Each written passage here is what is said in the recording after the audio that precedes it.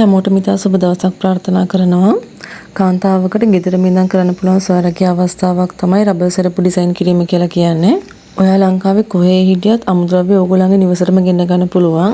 ඕගොල්ලන්ට නිවසේ ඉඳන්ම ඕගොල්ලන්ගේ නිෂ්පාදන අලෙවි කර ගන්න පුළුවන් ක්‍රම රාශියක් මම කියලා දීලා තියෙනවා.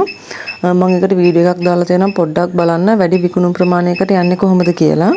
ඒක බලලා ඕගොල්ලන්ට ගැළපෙන ක්‍රමය මොකක්ද කියලා ඕගොල්ලෝ තීරණය කරගන්න පුළුවන්. ඕගොල්ලෝ පුතේ ලංකාවේ කොතන හිටියත් ඕගොල්ලන්ට තියෙනවා වැඩිපුර සෙනඟ ගැවසෙන තැන්. ඒ කියන්නේ ෆැක්ටරිස් තියෙනවා, කර්මාන්තශාලා, ඔෆිස් තියෙනවා, රාජ්‍ය ආයතන, පුද්ගලික ආයතන මේ වගේ වැඩ කරන අය ඒ ආයතන ඕගොල්ලෝ අහල පහල නැතත් මේවායේ වැඩ කරන අය හරි ඕගොල්ලන්ගේ අහල පහල ඉන්නවා. එතකොට ඕන තරම් ඒගොල්ලන්ව හොයාගන්න පුළුවන්. එතකොට ඒගොල්ලන්ටත් ගාණක් දීලා ඒගොල්ලන්ටත් කීයක් හරි හොයාගන්න පුළුවන් වෙන විදිහට ඕගොල්ලන්ගේ නිෂ්පාදන ඉතා හොඳ ගාණකට අලෙවි කරගන්න පුළුවන් මේ ක්‍රමයෙන්.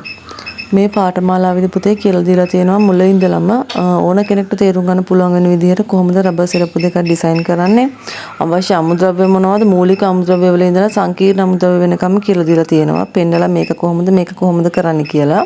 ඒ වගේම තමයි මම මේ ව්‍යාපාරයට සම්බන්ධ වෙනකොට සම්බන්ධ වුණාට පස්සේ මට ආපු ප්‍රශ්න මොනවද, ඒවා निराකරණය කරගෙන ඕගොල්ලන්ට මේ දේවල් එන්නේ නැතුව කොහොමද කරගෙන යන්නේ කියලා කියලා දීලා තියෙනවා ඕගොල්ලන්ට. හැමදාම දකින ඩිසයින් වලට වැඩිය අලුත් ඩිසයින් එකකට ගොඩක් කට්ටිය කැමතියි. මොකද හැමෝම සෙරප්පු දෙකක් දාලා බලන්නේ ගන්නෙ. ඒ නිසා ඒ ඩිසයින් 10ට අමතරව තව ඩිසයින් 54ක් ඕගොල්ලන්ට අමුද්‍රව්‍ය මොනවද කියලා පැහැදිලි කරලා තව මොනවද ඒකෙන් කරන්න පුළුවන් වෙනස් ඩිසයින් කියලා දීලා තියෙනවා ඕගොල්ලන්ට.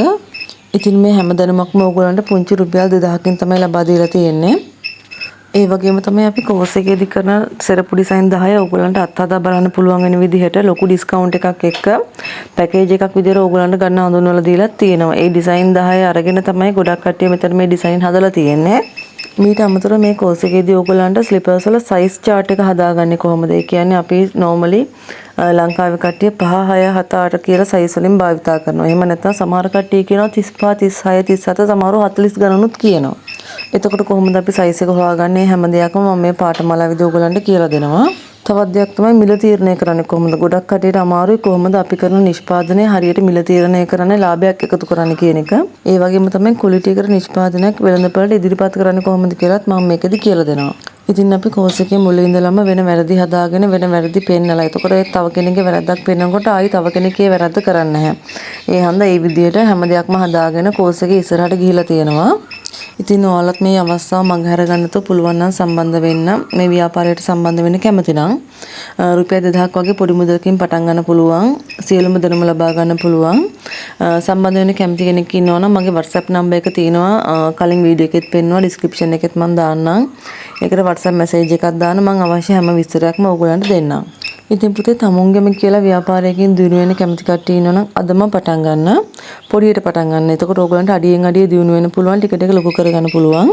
අතරමැද නතර කරන්න එපා. ඒක තමයි ලොකුම දේ. මොනම හේතුවකටවත් පටන් ගත්තදී අතරමැද නතර කරන්න එපා පුතේ. දිගටම අතරින් නැතුව ඉස්සරහට යනවා කියන්නේ අවසානයේ වර ජයග්‍රහණය තමයි හම්බ වෙන්නේ. ඉතින් හැමෝටම සුබ දවසක්.